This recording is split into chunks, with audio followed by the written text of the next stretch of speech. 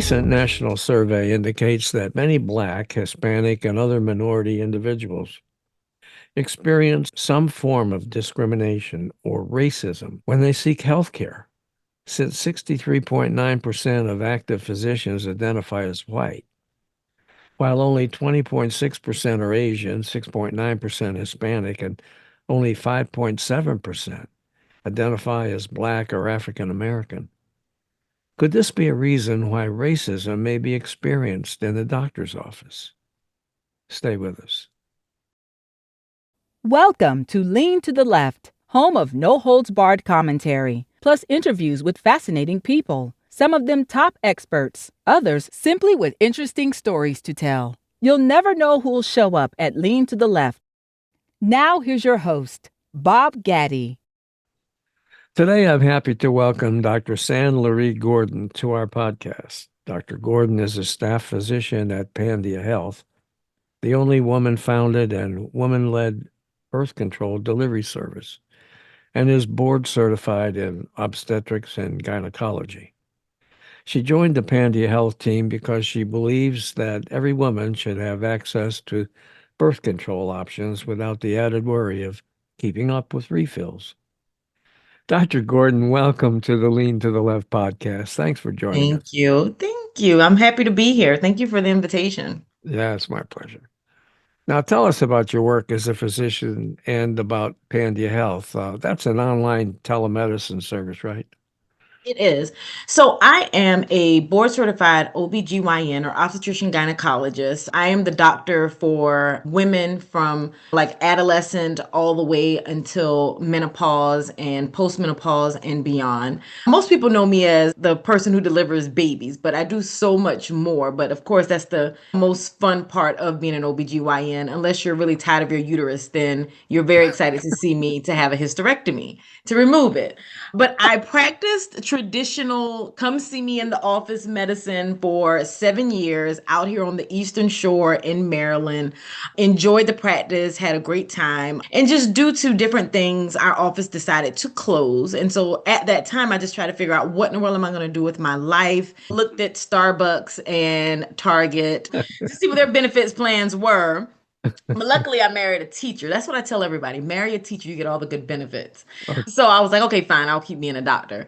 But then I fell in love with being a locums doc. So that's a Keep, travel doc. keep being a doctor instead of working at Starbucks, huh? But listen, like the benefits are amazing. And I don't even like coffee, but I saw the benefits.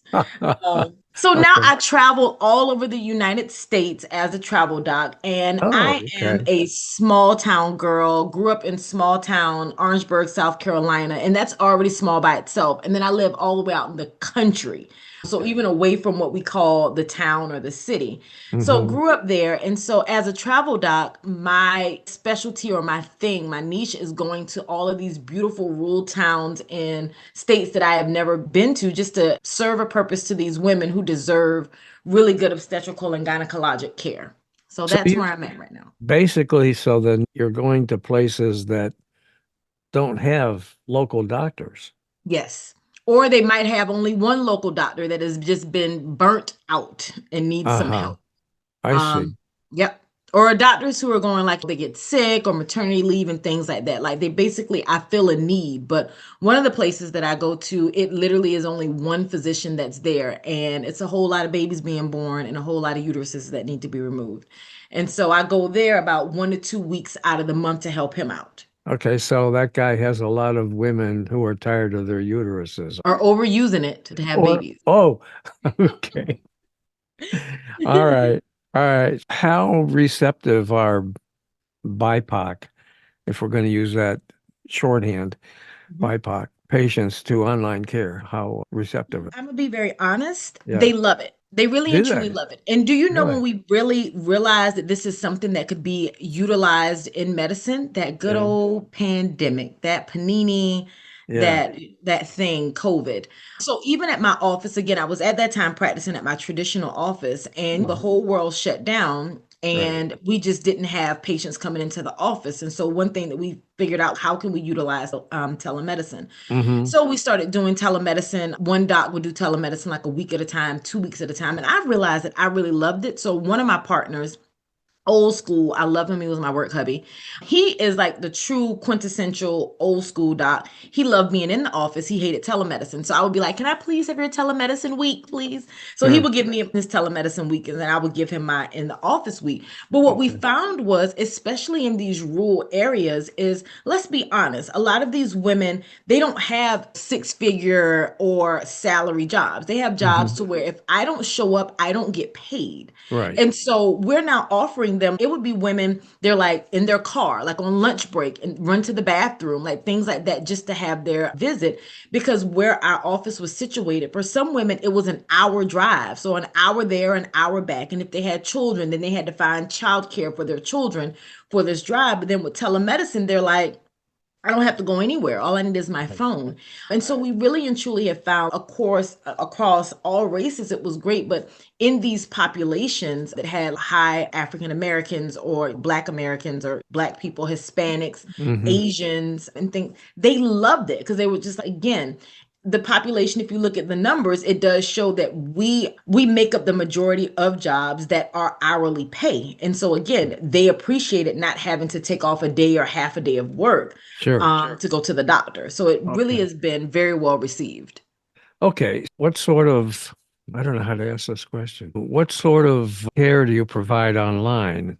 Do you, are you just looking at the person's face, talking to them, or tell me about how that works? So yes, as far as obstetrics and gynecology, we know Mm. the body parts that I work with. So we definitely don't open up the screen and see Right. women's, like, Yeah. privates and things like that. So it Yeah. is very much so face to face. And Okay. so women, if they're pregnant, and it really and truly depends on where they were in their pregnancy. And we didn't see their whole pregnancy telemedicine. So we would tell patients like every 2 weeks we do need to see you in the office, and you really would have to be like low risk. So meaning that you don't have things that we need to check your blood pressure and blood sugar and do blood work, get ultrasounds and things like that for. It would really be patients to where they would rule themselves into, I'm pretty like low risk. So we just ask them the regular questions: baby's moving, any bleeding, any leakage of fluid or anything like that. If everything Mhm. is fine, okay, we'll see you back in the office next time.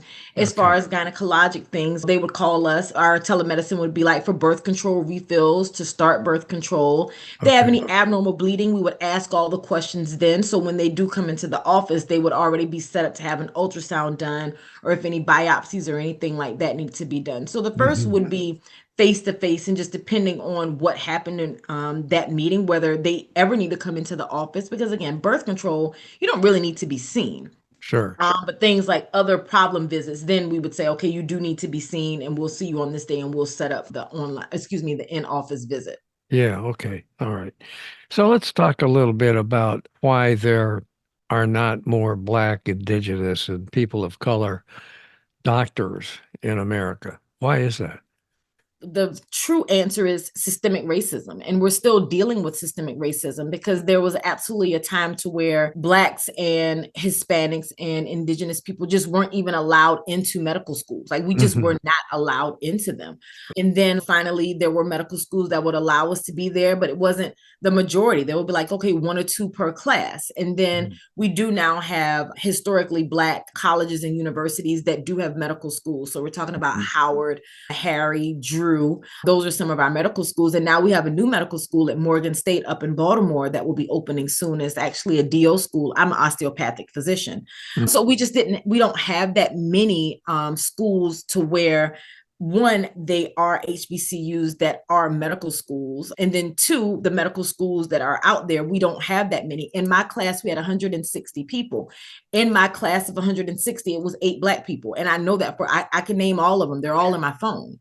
So it's just really and truly not that many of us being actually admitted into the schools. It is getting better. They were finding, of course, we're getting more people in positions to where we are seen and we are allowed to go through the admission process. Hmm. We are finding that one of the biggest barriers was or is standardized testing.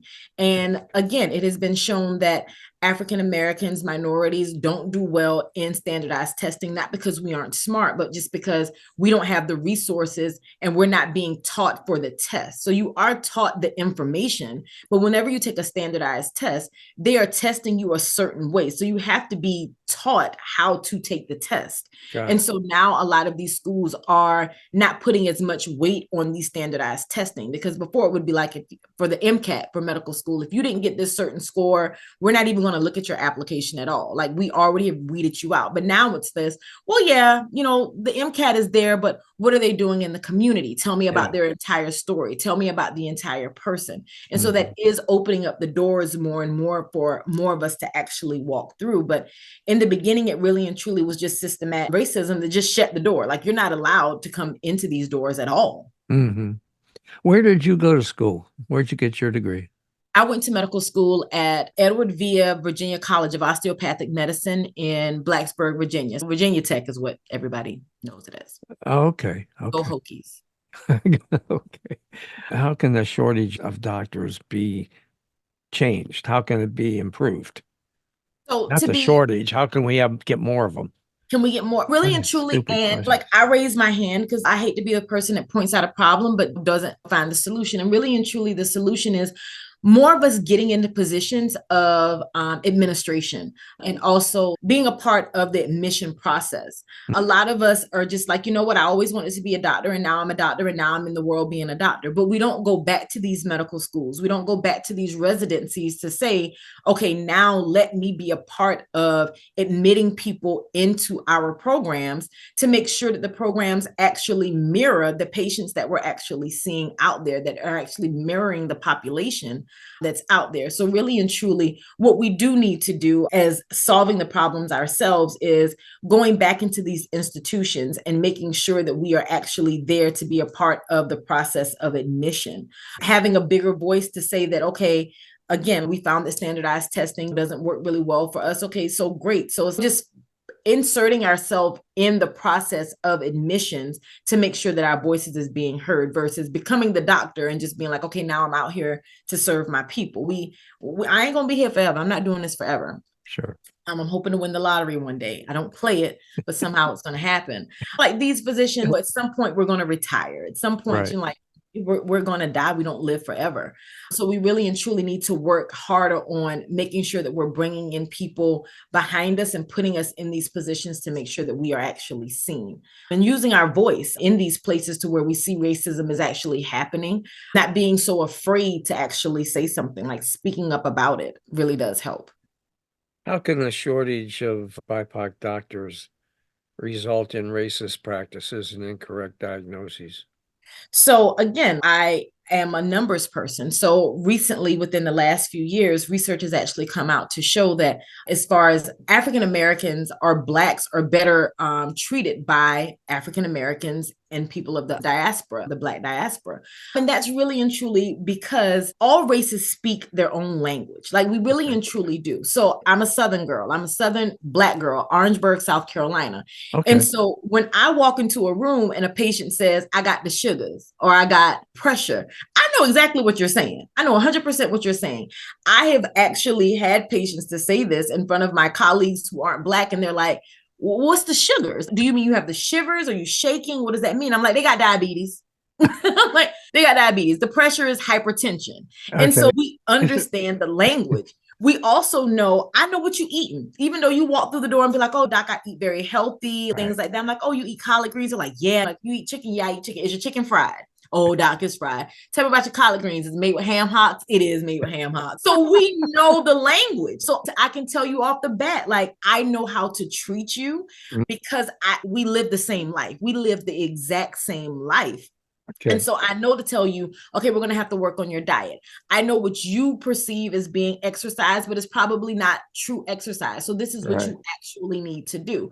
Studies show that. And it goes the same way for Hispanics. They know how they eat. They know how they drink. They know what they drink. They know how much activity that they actually do. They know diseases that actually affect their families and their races a little bit more than the actual, like Caucasian person. So Mhm. that's why it's different. Like, we speak the same language. And there's also a level of just being extremely comfortable. Like, I am extremely comfortable talking to you about these things because you might, if you don't live the same social situation that I'm going through, you probably know somebody that does live the same social situation. So I'm not embarrassed to talk about my family deepest, darkest secrets. And that just goes for women. Let me tell you something. When women get in my four doors, they tell me all their business. And I'm like, what? Bring on the popcorn.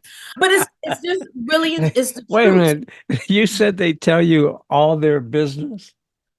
Is The that what you said? business, the secrets, they tell me the neighbor's business. Let me say, if you want to know the gossip, you go find you an Why don't you old, write a book about all this stuff? I should, I probably should. I really enjoy. You Yeah, find you my should. little old ladies that come in when they're like 80 years old. I know I'm about to know all the business about the entire town because they know it and they're going to tell it. They're going to tell it.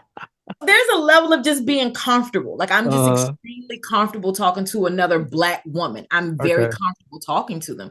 So that's where race actually plays a huge role versus if you take a Black woman, a Black man, or a Hispanic woman or a Hispanic man and sit them in Mhm. front of a white older gentleman, and they Right. do have issues that are going on. Like I'm a gynecologist. So if they do have an issue of abnormal discharge, smelly discharge, and things like that, they're embarrassed. Right. I don't talk about that in front of this older white gentleman, but they Sure. don't care about talking about it in front of me. They tell me to smell, what it feel like, what it look like, all the things.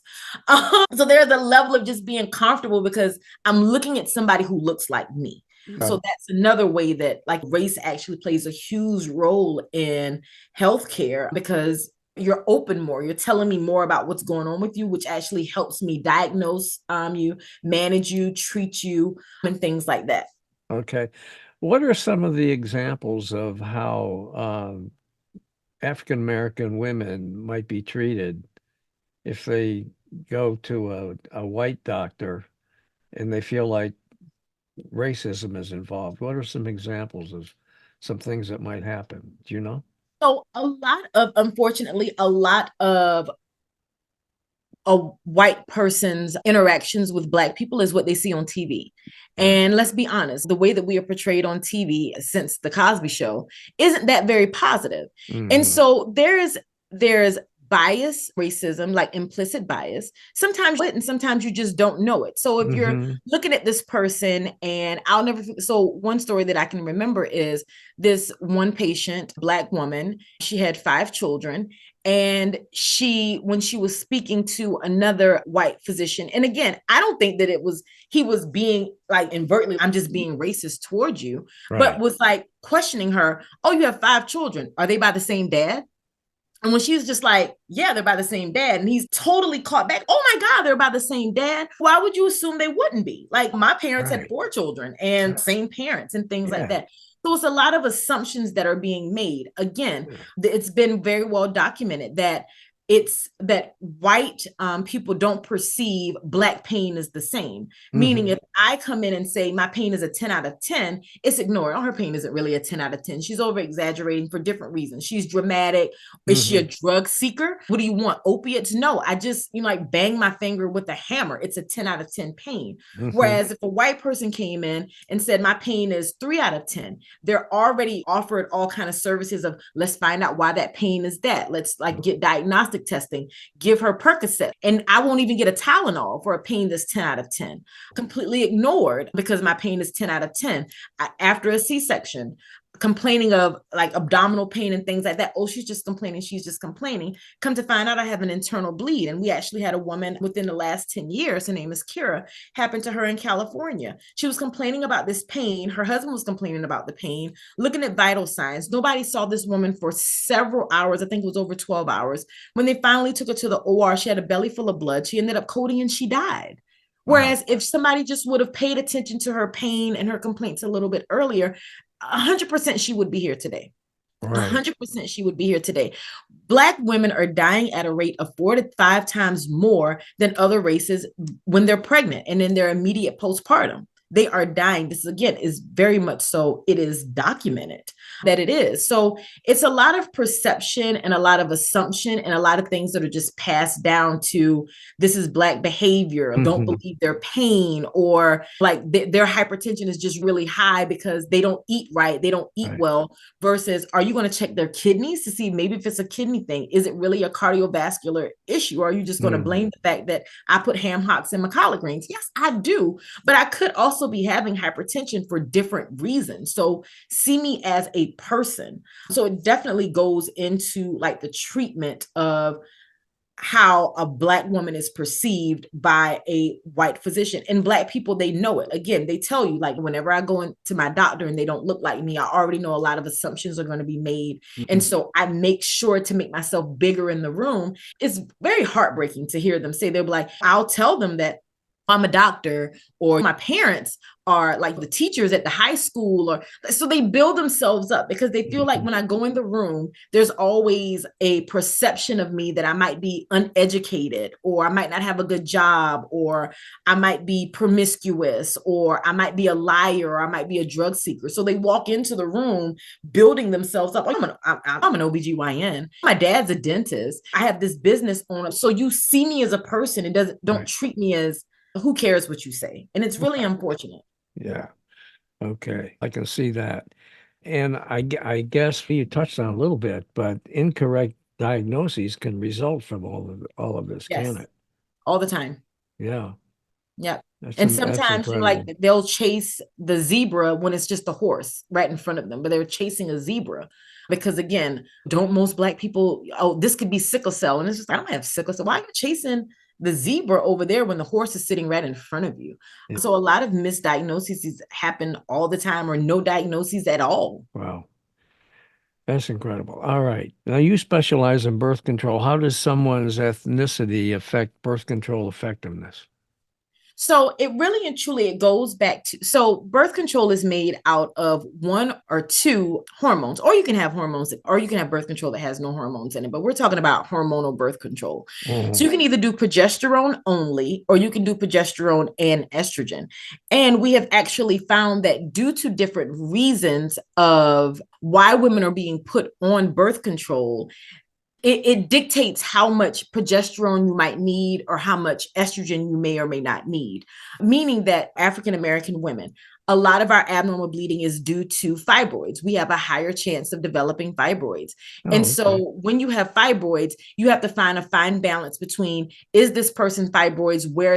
Where exactly are they? Is this somebody that needs to be on progesterone only, or is this somebody that needs to be on progesterone and estrogen? Because this is what's actually affecting them, versus a white person that has abnormal bleeding that has absolutely nothing to do with fibroids, but it has something to do with her ovarian, like her ovarian reserve, how much estrogen she actually has there. So do I need to give her more estrogen or less estrogen?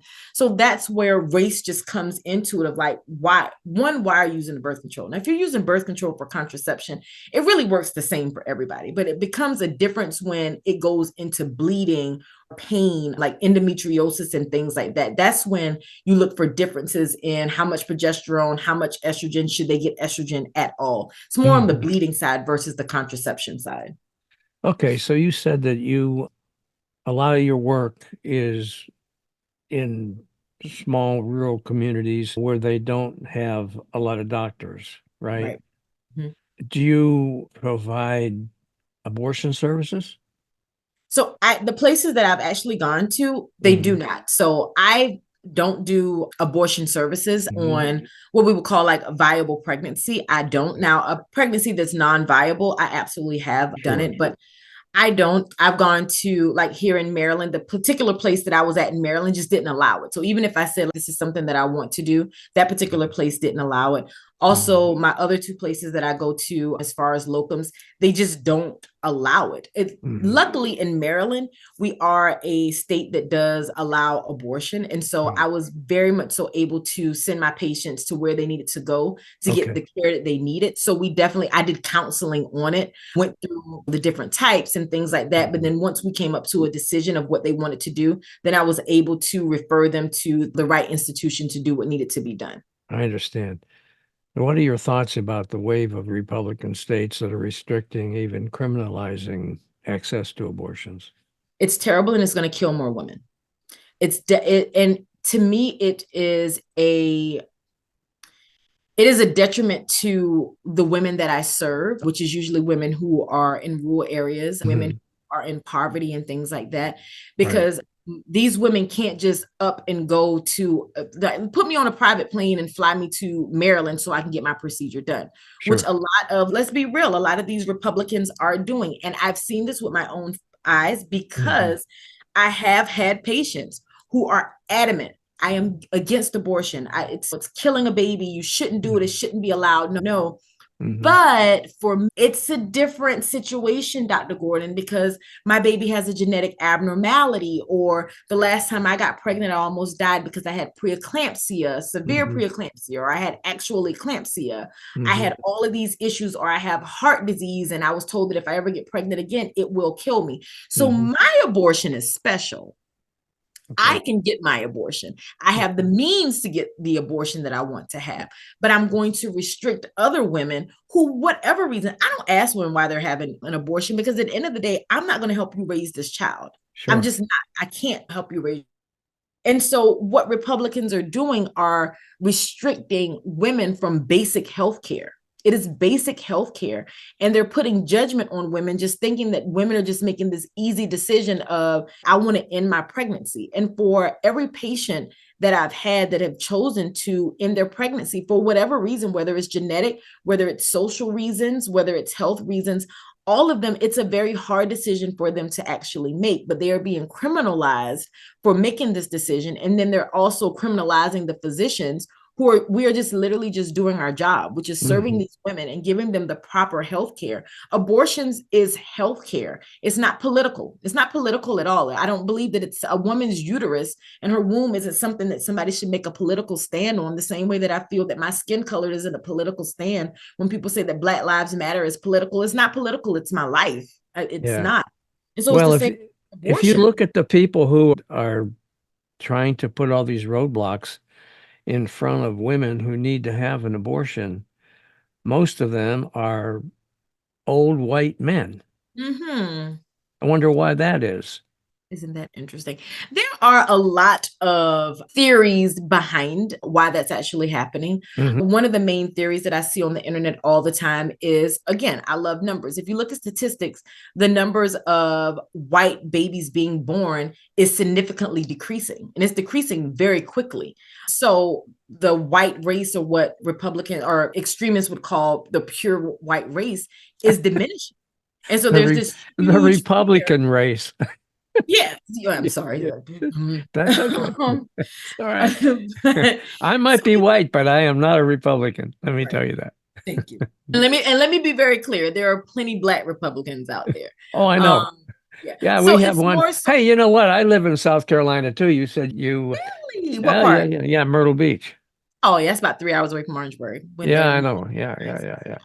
You know, that's one of the biggest theories. Like, one of the biggest theories is they want to hold on to this white race. And again, you're playing the long game. I tell people these days, people are playing chess, not checkers. And mm, so if we have a bunch of white babies being born now, it keeps laws that they want to have in place to be there, because you have these in their mind. Don't get me wrong. Like, you can have a million white babies and all of them can decide they don't want to be Republican and not vote your way. But what they're thinking is, we're going to play the numbers game.